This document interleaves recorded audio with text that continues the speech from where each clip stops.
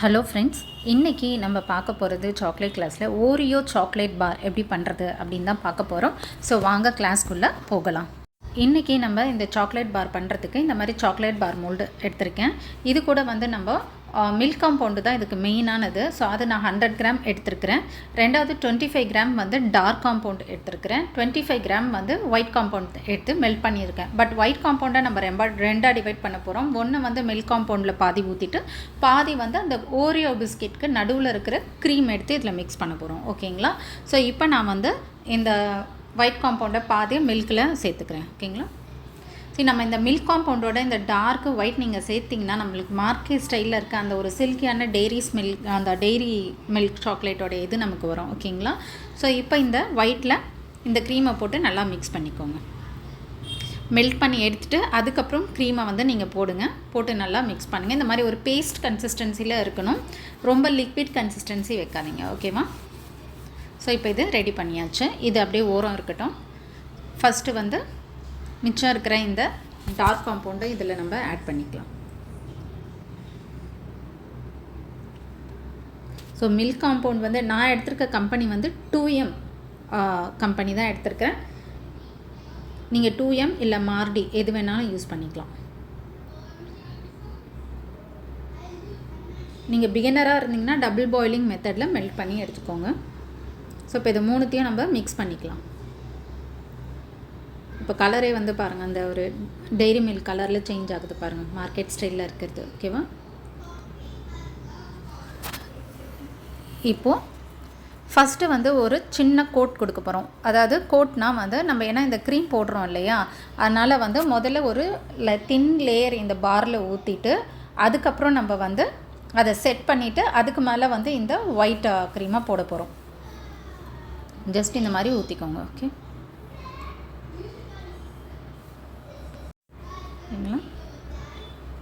Reason எதுக்காக அப்படின்னா நம்ம கோட்டிங் இது நம்ம இந்த ஒயிட்டை மேலே போட்டோன்னு வச்சுக்கோங்களேன், ஃபுல்லாக போட்டு இதை நடுவில் தான் நம்ம ஒரு இது மாதிரி ஒரு தின் லேயராக கொடுக்க போகிறோம். இந்த ஒயிட் கலர் இதை அந்த க்ரீமை நம்ம இப்போ இதுக்கு மேலே ஊற்றினோன்னா இது ரெண்டும் மிக்ஸ் ஆகிடும். ஓகேவா? அதனால் ஃபஸ்ட்டு இதை நம்ம செட் பண்ணி எடுத்துகிட்டு தான் அதுக்கு மேலே பண்ணணும். அதே மாதிரி இது லைட்டாக தான் நம்மளோட பாருடைய அந்த திக்னஸே கொஞ்சம் கம்மியாக தான் இருக்கும். ஓகேங்களா? நமக்கு தெரியும் இல்லையா, நார்மலாக பார் எவ்வளோ மெலிசாக இருக்கும்னு, அதுலேயே தான் நம்ம செட் பண்ணணும். ஓகேவா? ஸோ முடிஞ்ச அளவுக்கு அந்த கேப்ஸ் எல்லாம் இல்லாத அளவுக்கு ஒரு தின் லேயராக நம்ம ஃபில் பண்ணிக்கலாம். கொஞ்சம் லைட்டாக தெரிகிறதுனால ஒன்றும் பிரச்சனை இல்லை, பட் ரொம்ப தெரியக்கூடாது. ஓகே, இப்போது ஒரு தின் லேயர் போட்டாச்சு. இதை நான் ஃப்ரிட்ஜில் ஒரு 5 மினிட்ஸ் தான் செட் பண்ண போகிறேன். 5 மினிட்ஸ்னால் ஏன்னா நல்லா ஞாபகம் வச்சுக்கோங்க, 5 மினிட்ஸ் போதும். ஜஸ்ட் இந்த இதை லைட்டாக செட் ஆனால் போதும். அதுக்கப்புறம் க்ரீம் ஃபில் பண்ணிவிட்டு ஃபைனலாக நம்ம தேவையான அளவுக்கு செட் பண்ணிக்கலாம். இப்போது செட் ஆகிடுச்சா அப்படின்றது 5 மினிட்ஸ்னால் நீங்கள் கை வச்சு பாருங்கள். கை வச்சு பார்க்கும்போது அது உங்கள் கையில் அந்த சாக்லேட் ஒட்டாமல் அதில் நல்லா கெட்டியாக இருந்துச்சுன்னா நீங்கள் வெளியில் எடுத்துக்கலாம். அதே மாதிரி எப்படி எடுக்கிறீங்களோ இந்த மாதிரியே தான் எடுத்துகிட்டு வரணும். எடுத்துகிட்டு இப்படி தெரியாமல் இப்படி கவுத்துட்டிங்கன்னா அப்படியே இந்த லேயர் கீழே விழுந்துடும். ஓகேவா? அதனால் கேர்ஃபுல்லாக எப்படி எடுத்துகிட்டு வரீங்களோ எடுத்துகிட்டு வச்சுட்டு இந்த மாதிரி சென்டரில் போட்டு ஜஸ்ட்டு ஒரு பேஸ்ட் மாதிரி இதில் இது பண்ணிக்கோங்க.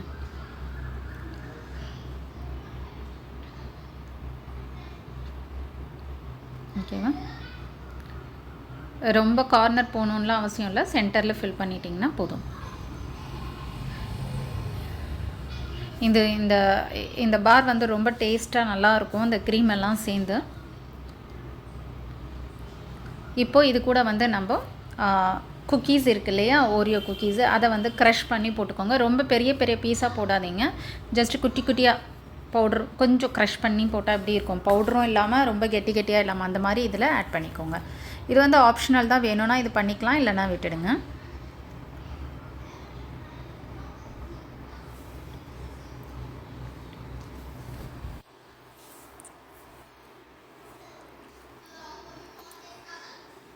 ஸோ இப்போ போட்டாச்சு இல்லையா. இதுக்கு மேலே நம்ம மிச்சம் இருக்க பேலன்ஸ் மில்க் காம்பவுண்டு சாக்லேட்டை இதில் போட்டு ஃபில் பண்ணிக்கலாம். ஓகே, ஃபுல்லாக போட்டுட்டு டேப் பண்ணுங்கள். அப்புறம் கேப் இருக்கிற இடத்துல நம்ம பண்ணலாம்.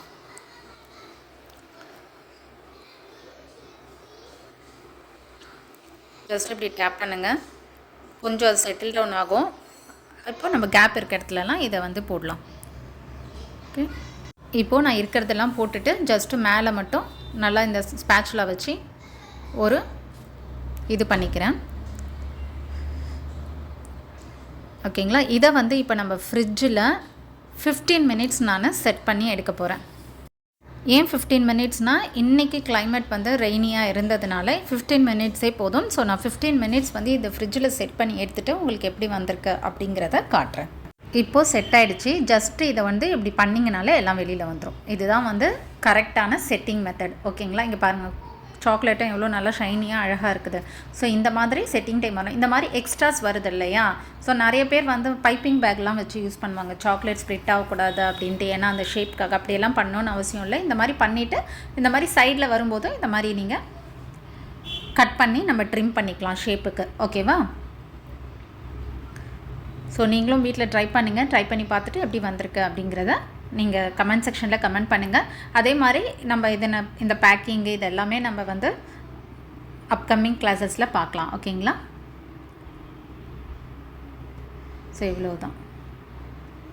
ஓகே, சென்டரில் இந்த ஓரியோ க்ரீம் தெரிந்து பாருங்கள், அது ஒன்றும் ப்ராப்ளம் கிடையாது. ஸோ நீங்கள் ட்ரை பண்ணுங்கள். ட்ரை பண்ணி பார்த்துட்டு எப்படி வந்திருக்கு, டேஸ்ட் உங்களுக்கு எப்படி வந்திருக்கு அதுன்றதையும் நீங்கள் சொல்லுங்கள். ஓகேங்களா, நான் நல்லா க்ளீன் பண்ணி பிளேட்டரில் மாற்றிக்கிறேன். சாக்லேட்டில் எக்கச்சக்க வெரைட்டிஸ் இருக்குங்க. ஓகேங்களா, நம்ம எப்படி வேணாலும் பண்ணலாம். இது எல்லாமே நம்ம அப்கமிங் கிளாஸஸில் பார்க்கலாம். ஸோ சப்ஸ்கிரைப் பண்ணாமல் பார்க்குறவங்க சப்ஸ்கிரைப் பண்ணி பெல் நோட்டிஃபிகேஷன் பட்டனும் ப்ரெஸ் பண்ணுங்கள். அப்போ தான் நான் அப்லோட் பண்ணுற வீடியோஸ் உங்களுக்கு உடனுக்குடனே நோட்டிஃபை ஆகும். So thank you friends, thanks for வாட்சிங் மை சேனல்.